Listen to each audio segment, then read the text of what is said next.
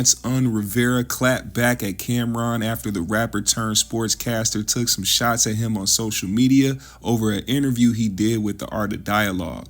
During his sit down, he talked about his relationship with Cam and Biggie as a music producer and how it was difficult to get songs and videos cleared by Puff back in the day, but how he fought hard to get things done for his artists/friends. He spoke very highly of Cam during this interview, which is why it was confusing to see the way Cam disrespected him in his IG post with a very short clip attached of what he felt was disrespect towards him by Un. The clip was of Un expressing how he felt Cam should have performed songs from his album Confessions of Fire during the iconic versus battle where the Diplomats got mollywopped by the Locks, and if he did, it probably would have been a different outcome that night. Personally, I didn't hear the disrespect in what Un said, and I believe Cam didn't play the clip long enough because Un actually gave him praise for that album and continued to give him props during that interview.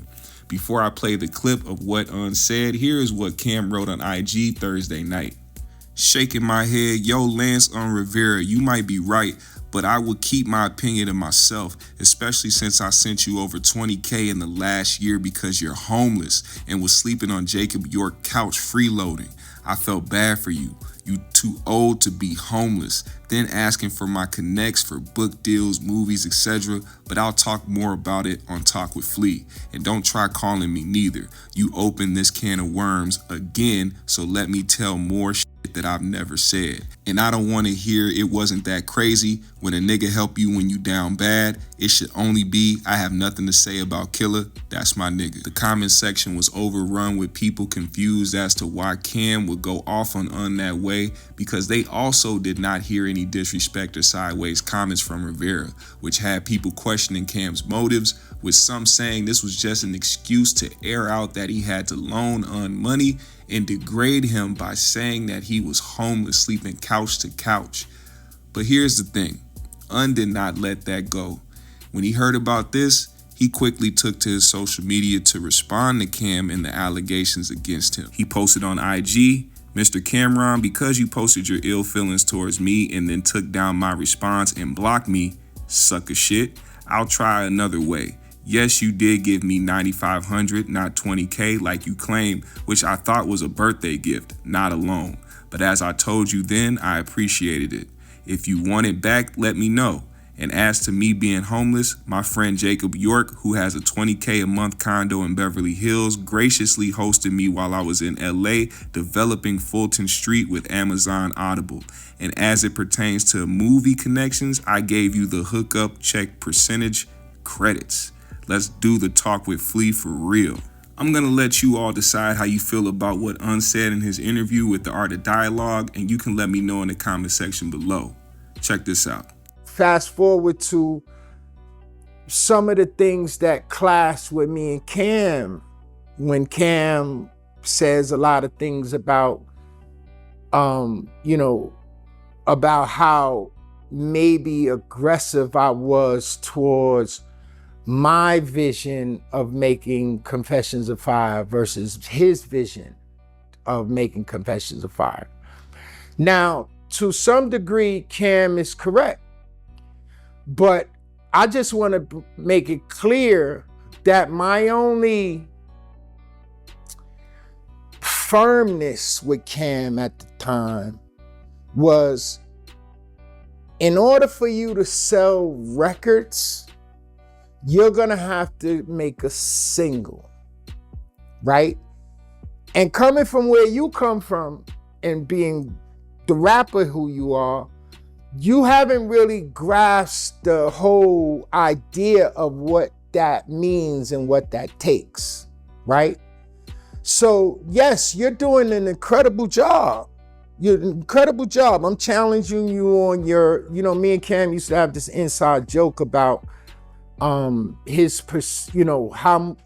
turns in a record or he raps some bars for me, and I give him these percentages on what I think that he was on the record. So he never really got to 100%. You know what I'm saying? I'd be like, yo, you at 65%, right? So it was like this mental challenge, right? But he was delivering incredible records. 357, all of these street records that was what Biggie wanted to do to counter Puff, right? He was doing what he needed to do. But yo, bro, in order to sell units, right? Because if Cam's and his whole team is frustrated because at the time, Mason and them was going platinum and Mace doing 2 million albums. So he's assuming that I'm at least gonna go platinum, right?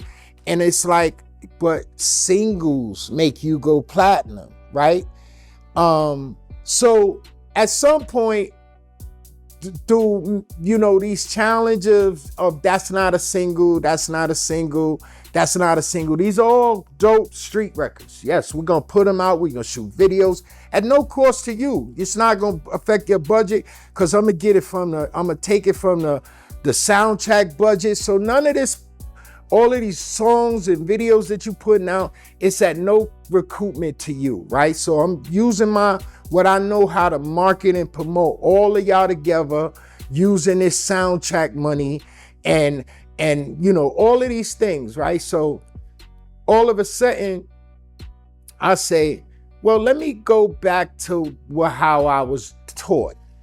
So I go and I find the track masters, right? The producers. And I'm in the studio and I tell Tone, he plays me some tracks and I say, well, Tone, I don't believe you're a real producer. Produce something in front of me, right? So he starts to producing this record from scratch. And as he's producing the record, I say, yo, I got a hook for that. So I start singing, my horse and carriage is for hire, senor. So now Cam goes in there, he does his verse, he does the hook, the shit comes out dope. Mace comes in the studio, hears the record and says, yo, I need to do that hook.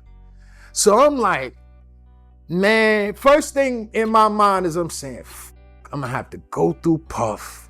I'm gonna have to hear his bullshit. I'm gonna have to figure out how to manipulate him to let me get the video clearance and all of that. See, Mace tells a story about, he told Cam that, yo, Cam, I want $50,000. Cam gets upset, but he tells Cam, yo, we can split the money. You know what I'm saying? Like they got the money and I didn't want to do it. And I'm saying, nah, that's not the case. And I'm gonna tell you why, because back when we was at Undies, Puffy was giving me so many problems, giving Biggie and me so many problems with clearance of him rapping with Junior Mafia, which was his group. He was rapping on everything Bad Boy, right? And then helping Puff with all his artists. So now when it comes down to him wanting to rap for his own artists, he want to give us a problem, right? So he gives us clearance on Players Anthem. He gives us clearance on Get Money. And when Crush on You comes up, he says you can't get video clearance. That's why Big's not in the video. He's only on the audio. But if Big had been in the video, it would have sold a gazillion albums, right? And I knew this because I was learning the business as I went along, right? So I'm saying, by the time we get to Horse and Carriage, there's no way that I won't pay for Mace to be in the video. I just went through that with Horse and Carriage and know by him not being in the video, I lost a lot of money, right? So don't make that the excuse that didn't want to pay the money. It was I paid you $50 to be on the record. Yeah, I know when I interviewed Charlie Baltimore, she did tell me that she wasn't happy with the music that she came out with when she was on your label. And I do recall Cam, he made some comments about his first album, Confessions of Fire, saying that he don't perform songs from it. Well, I mean, if he had performed records from Confession of Fire, he would have done a better job at the verses in Madison Square Garden.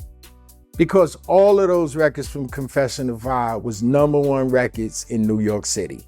I'm talking about huge. 357, Pull It, all of his records. The Dipset records, they were not New York records. They was out of town. If you had did this show in Ohio, you probably would have won. But you're in New York City and you don't play none of your New York City records. I would have started the record with Pull It. I'd have started the record with Pull It and then said, yeah, I'm rapping with y'all daddy, and then dropped the microphone off of Pull It and walked out the fucking garden. Cause that record would have killed that building, and when you heard DMX growl, it would have been over. So, nah, you don't have to do those records. You don't have to turn up that energy like the Locks did. We in New York City. So, yeah, that's like fucking, you did it at the Tunnel. You did it at the Summer Jam when you ain't have no album out, when you was the #1 record on Hot 97.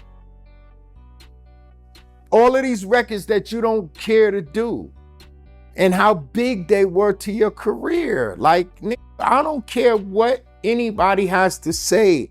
Yes, there was I Only Wanted a Single. That it is you are amazing on that album, bro. Your lyrics, your telling stories, clever bars. It has everything that a hip hop album should have. You know what I'm saying? Like, yeah, you can make this and that, but you gonna learn how to make Old Boy. You gonna learn how to make a single. And that's what he did. He learned how to make a single. And then he goes and put all of this, what he learned from and put all that trauma on Juelz. You know what I'm saying? And push Juelz just as hard as I pushed him. You know what I mean? So yeah, that's what happens. So what y'all think about what had to say about Camron in that interview, as well as his clap back to Camron's disrespect? Let me know in the comment section below. Leave a like and subscribe to the GMS show. I'll see y'all later.